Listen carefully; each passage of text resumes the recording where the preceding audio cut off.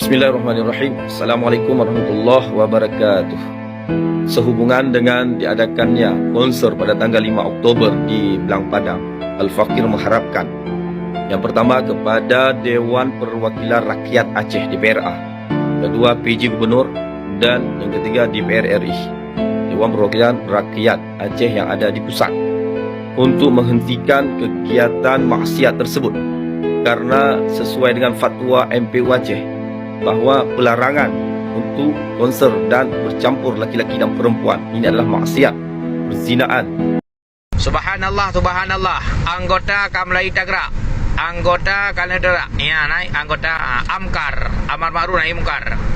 Kamlai berangkat sabuh motor busu menuju Kota Bandar Aceh dalam acara zikir di lapangan Belang Padang, Kota Bandar Aceh.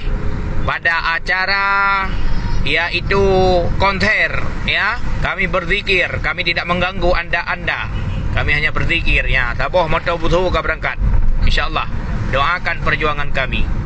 Allahu Akbar, Allahu Akbar, walillahil hamd. Kedua, diharapkan kepada pemerintah Aceh agar menyeleksi adat dan seni budaya yang ditampilkan pada setiap event dan kegiatan.